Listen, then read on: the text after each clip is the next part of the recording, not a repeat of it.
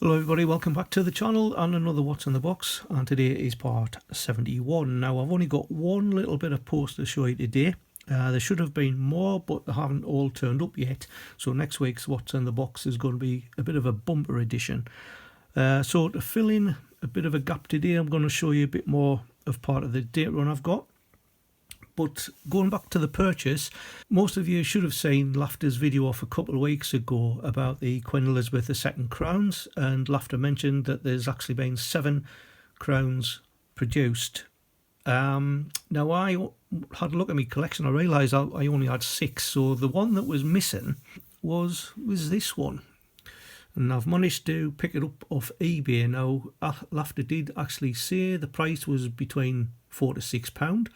I've seen one trying to be offered on eBay for £69, but I got this for £5.99, so Laughter's pricing was virtually spot on, and it was free postage as well. So this design is the exact same design as the Coronation Crown of 1953. Obviously there's a couple of differences. The date at the bottom there, that one's 1953, and the one we've got over here is 1960. Also this one has like a milled edge, a rated edge, and this one has got some incuse lettering around the edge, which it's in a flip, so I can't actually take it out. But this one had a mintage 5.962 million of the Coronation Crown. This one here had a mintage of just over $1 million. Now in 1960 there was a British exhibition on in New York, and 18,000 of these crowns were sold. They weren't actually minted at the exhibition, but the Royal Mint had their own stand there, and what they did do, they struck some medals instead, like souvenir type medals. I suppose you could class that as the first strike you run. But this crown here was actually struck at the Tower Hill Mint in London. That's where the Royal Mint was at the time. The design itself, obviously we've got the 4 emblems there. Obviously the 3 lions, we've got 2. We've got the rampant lion of Scotland, got the Irish harp. It's very difficult to see. I'll try and zoom in, but there's initials there, EF, which is one of the designers, Edgar Fuller.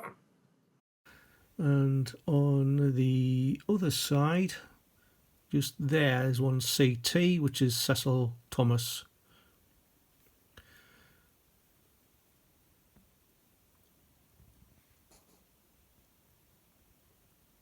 To zoom slightly out there. So one, like I said, crown that I didn't actually have. The value of this is obviously was 5 shillings, and it was never actually demonetised. So technically it's still legal tender. However, I don't think the banks will actually take it, and neither will shops. I believe you can only exchange it for the equivalent now of 25 pence in post offices, but you do have to buy something with it as well. So that is the crown that's missing, so I'll be putting that into a flip later on, exactly the same. A few of you probably aware that I do collect crowns, and Judith has been doing the business down in Wales. She's found this coin stall, and she's been sending me crowns every so often. I think there's actually some on the way. So to zoom out again, so the date run I'm going to be doing today is not going to be the crowns. We did do half 1s and 2s last week, but I'm going to skip the 5s, 10s and 20s for a certain reason, which you'll find out next week. And then we've got the £1 coins here. So these round pounds started in 1983 with the Royal Arms. And then came a series of coins over a few years. Let's say the Royal Diadem series. So Scottish Thistle, 146 million. Got the Welsh Lake. That one, the Northern Ireland Flax Plant, only had a mintage of 10.4 million, so it's quite a low. And then in 87, we had the English Oak. Now, I don't know why the Royal Mint can't do something similar to these pound coins. I did read somewhere, I think it was off the Change Checker, they reckon there's still 100 and odd million pounds worth of these £1 coins somewhere down people's sofas, I would think. They were asked to return them so they could be melted down, but I think being sort of coin collectors, why would we want to do that? A piece of history. So we've got 1988 crowned Royal Shield. That one can be quite difficult to get hold of, so I was quite lucky there. And then we've got the 89 Scottish Thistle Royal Diadem series again, because it was reproduced.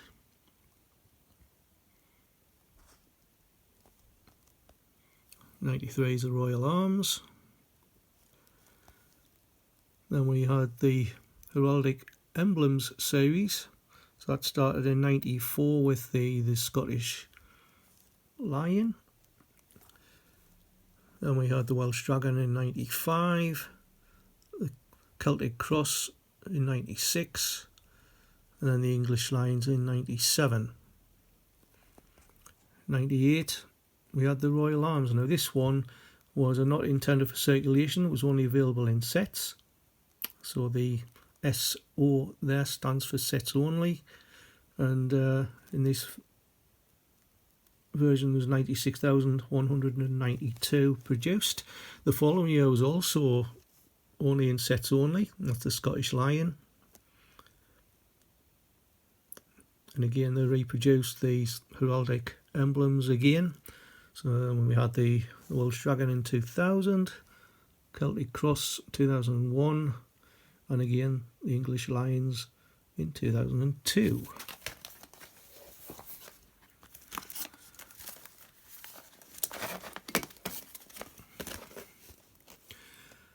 In 2003, Royal Arms again, and then we had the bridge series.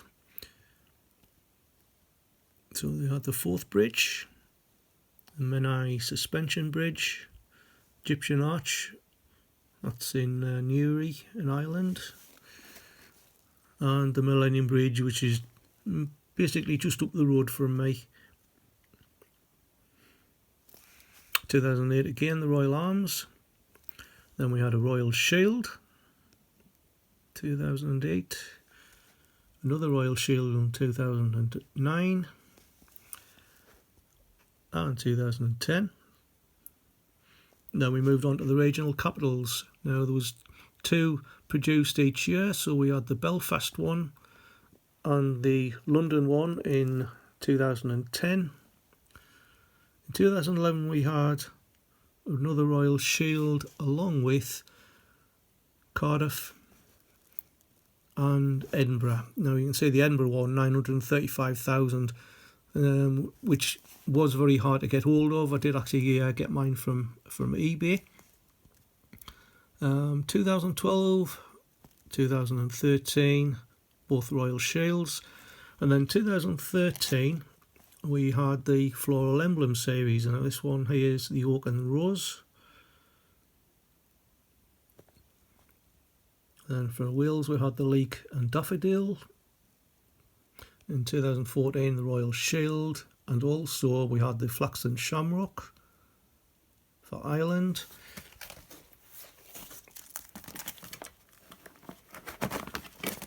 And Thistle and Bluebell for Scotland. Now this is where it gets a bit interesting, because we've got 2015, the Forth Portrait, A. Rank Broadley, which again was a circulated one. We had a Royal Arms, 2015. Now there is two others. I believe they're only in sets. Both the Royal Shield, so I've got with that design, but it's actually got the Jodie Clark portrait. That's in 2015, and also in 2016 we had a JC portrait again of the Royal Shield. So those two are quite expensive. Also we had the Last Round Pound. That was never intended to go into circulation, and there's only a miniature of 236,821. And then of course we move on to the Nations of the Crown. So these sort of like round pound designs, they were sort of demonetised in 2017. So although that Nations of the Crown 2016, they didn't actually get issued until 2017. And we've got 2018, 2019, so I've got the circulated version. I've also got one that was in the Brilliant Uncirculated sets. 2020, again I've got a circulated one and Brilliant Uncirculated one. 2021, I've only got the Brilliant Uncirculated one. I'm not sure if that actually went into circulation. We'll soon find out in a few months when the sort of miniature figures are released. And of course this year annual sets is another Nations of the Crown. So that's me £1 coin run. Like I say, there's only those two that I'm actually waiting for. They are going to be costing quite a bit. I think one in particular I think was around about 30 odd quid. Anyway, that's it for today, folks. Short and sweet. So thanks again for watching. Like I said, next week should be a bumper edition for all the bits and bobs I've been buying, and I think I've got a few items coming from Judessa as well. So until next week, thanks for watching. Keep on hunting, enjoy yourselves, and I'll see you in the next one. Bye for now.